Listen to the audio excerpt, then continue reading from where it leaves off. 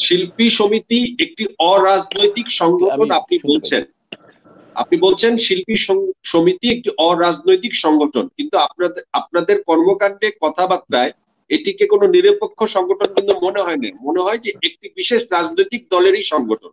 এটি লোকে বলে, আপনার মতামত জানতে চাই। আচ্ছা, লোকে কি বললো তাতে কিছু আসে যায় না।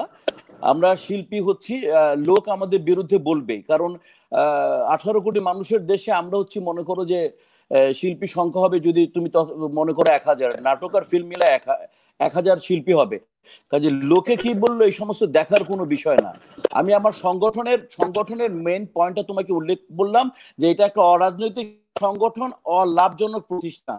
এটা হলো মূল বিষয় আমার কাজে। আর দেখো, দেশে যখন, রাজ্যে যখন বাস করি, তারা একটা নীতি তো অবলম্বন করতেই হবে, এবং সেটা স্বাভাবিক কারণেই সরকারি নীতিকে আমরা সম্মান জানাবো, এবং সেটার আমাদের সাথে তাদের সাথে আমাদের একটা একাত্মতা না থাকলে এই আমাদের তো এটা একাভাবে সম্ভব না। বিদেশের সাথে দেশীয় ভাবে যে সমন্বয়টা করা, অবশ্যই আমাদেরকে তাহলে যে বেটার কাজগুলো আছে সরকারি, সেটা আমাদেরকে সম্মানের সাথে জানাতে হবে, এবং যে অন্য কোনো কাজ থেকে যদি সেটা না সম্মানে না জানানো, তাহলে সেটাও আমাদেরকে জানাতে হবে।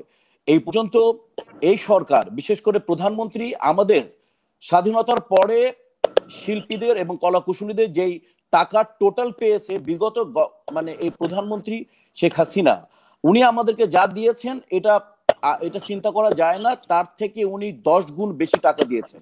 কাজে হচ্ছে যে এই কথাটা আমরা সরকারের, তাহলে সরকার আমাদেরকে সাথে হেল্প করছেন, তো সেই জায়গা থেকে আমরা সরকারের সমস্ত ভালো কাজগুলোর সাথে সম্পৃক্ততা করতে বাধ্য, কারণ তারা আমাদের শিল্পী, কলাকুশলী বা টেকনিশিয়ানস বলে তাদেরকে যে হারে হেল্প করছেন। কাজে এই জায়গা থেকে আমরা অবশ্যই সরকারের সাথে সম্মান জানাই এবং সাধুবাদ জানাই। এটা হলো আমার মূল বিষয়। কাজে আমরা আমাদেরকে কোনো স্পেশালি কোনো রাজনৈতিক মলাটে।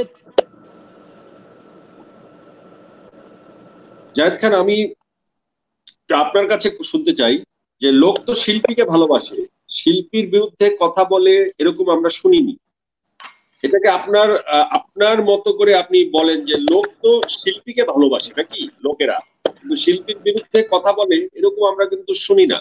কিন্তু আমরা কিন্তু চলচ্চিত্র শিল্পী সমিতিতে এক শিল্পী আরেক শিল্পীর বিরুদ্ধে কথা বলছে, শিল্পীদের মধ্যে বিরোধ, কেউ ইলেকশনে জিতছে, কেউ হারছে, একটি 2 গ্রুপ 3 গ্রুপ হয়ে যাওয়া। অনেক স্বীকৃত শিল্পীরাই শিল্পী সংগঠনকে সমর্থন করেন না। আমরা তো এরকম শিল্পী সংঘের আমাদের প্রয়োজন নেই।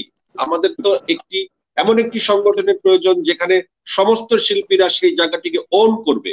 আমাদের এই শিল্পী সংগঠন যদি শিল্পীদের মধ্যে ফারাক তৈরি করে, শিল্পীদের মধ্যে দূরত্ব তৈরি করে এবং দ্বিমতের তৈরি করে যে আমরা কেউ সংগঠন মানছি কেউ মানছি না, আমরা কি সেটাই চেয়েছিলাম? কারণ শিল্পীরা হচ্ছে স্বপ্নের মানুষ, স্বপ্নের মানুষ থেকে আমরা আমাদের ইমপ্রেশনটাকে কোথায় নিয়ে যাব?